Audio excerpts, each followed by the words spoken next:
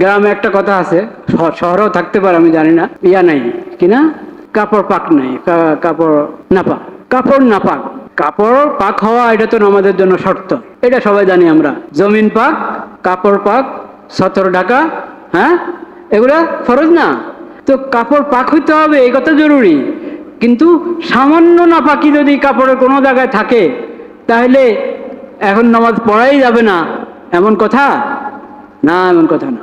লুঙ্গি হক, যে যেটা পরে ওটার মধ্যে যখন জরুরত সারবে, ছোট ইস্তিনজা, বড় ইস্তিনজা, ইস্তিনজা সারলে তো মানুষ পবিত্রতা অর্জন করেই, করে কিনা? পবিত্র অর্জন করে। ছোট ইস্তিনজার ক্ষেত্রে কাউ কাউ অবহেলা করে, ছোট ইস্তিনজার ক্ষেত্রে অবহেলা করে, টিস্যু সঙ্গে নাই, কোনো কিছু পেল না, পানিও পেল না, বা ইচ্ছা করেই অবহেলা, তো শেষ ফোঁটা হয়তো কাপড়ে লেগেছে। এটা পরিষ্কার করা এটা আমাদের জিম্মাদারি, জরুরি। কিন্তু কাপড়ে লেগে গেলে কাপড়টা ধুয়ে নিব, প্রথম সুযোগে ধুয়ে নেব, সব ঠিক আছে। কিন্তু যদি আমার ফরজ নামাজের সময় হয়ে গেল, এখন আমি এটা ধোয়ারও ব্যবস্থা করতে পারলাম না, নতুন পরার জন্য পরিবর্তন করে পুরা পরিষ্কার এবং পবিত্র কাপড় ব্যবস্থা আমার কাছে নাই, তো ওই ওটুকের কারণে আপনি ফরজ নামাজ ছাড়বেন না।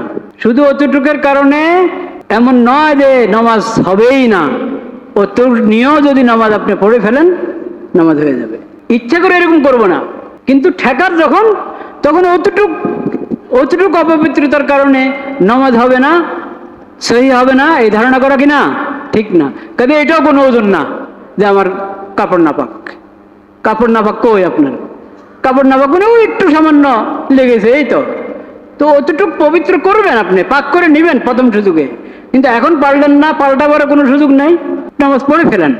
আচ্ছা, সঙ্গে একটা লুঙ্গি থাকে না, বড় গামছা থাকে, মানুষ শর্মায় যে আমি এখন প্যান্ট খুলে বা সালোয়ার খুলে এটা লুঙ্গি পরবো, মানুষ দেখবে, কি হবে? কি হবে? কিচ্ছু হবে না, কে আপনার দিকে তাকায় থাকবে? আপনি কোনো দাঁড়ায় আপনি পরিবর্তন করেন, কাপড় পরিবর্তন করে যা আছে পাকটা দিয়ে পরে ফরজটা পরে ফেলেন, আবার পরিবর্তন করে ফেলেন কাপড়। ফরজ নামাজ, এটাতে কোনো লজ্জার কিছুই নাই, লজ্জার কিছুই নেই। আমি শুনিয়েছি কিনা এই ঘটনা, ইন্তেকাল করে গেছেন ডক্টর আনোয়ারুল করিম, বুয়েটের বহুত বড় প্রফেসর ছিলেন। এই জিদ্দা মালিক আব্দুল আজিজ ইউনিভার্সিটিরও অনেক বড় প্রফেসর ছিলেন। তবলিগ জামাতের যে মুরব্বী ছিলেন হাজি আব্দুল মুকিস সাহেব, ওনার ছোট জামাই ডক্টর আনোয়ারুল করিম। উনি একবার আমাকে জিজ্ঞেস করেছেন, ওনার পড়ালেখার অনেক আগ্রহ ছিল, ডক্টর প্রফেসর হয়ে রিটায়ারমেন্ট গ্রহণ করার অনেক বছর পর পর্যন্ত উনি পড়তেন, তখনও পড়তেন। তো বললেন, আমি তো ওই সাবজেক্টে পড়াশোনা করছি, ওটার পরীক্ষা শনিবারে, জুমার দিন জুমার পর থেকে পরীক্ষা শুরু হবে, তা আসরের নামাজে ওই পরীক্ষার ভিতরে আমি কি করব?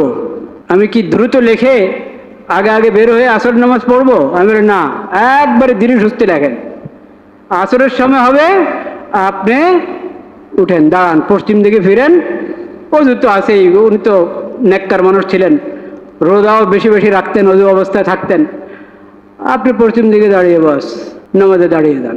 আপনারে দেখে হয়তো সবার জন্য নামাজের ছুটি দিয়ে দিবে, আর না অনেকের কথা মনে পড়বে, আরে আমার তো নামাজ ঠিক আছে, আমিও পড়িনি, সবার সব আপনি পাবেন। কাজে আপনি দ্রুত লিখে জমা দিয়ে এসে পড়বেন, তো আপনার নিজের নামাজ হলো। সবাইকে নামাজের দাওয়াত দেওয়া, মুখে দাওয়াত না, আমলের মাধ্যমে দাওয়াত, এজন্য আপনি দাঁড়িয়ে আমল করেন। উনি তাই করেছেন। এইখানে আমাকে কে দেখলো না দেখলো এটার কি? আমাকে তো দেখাতে হবে কাকে? আল্লাহ রাব্বুল আলামিনকে। আল্লাহ আমাকে দেখবেন, আল্লাহ আমার ইবাদত দেখবেন, আল্লাহ আমার নিয়ত দেখবেন। তো ছুতা বাহানা বের করে নামাজ বিলম্ব করব না, নামাজ কাদা করব না।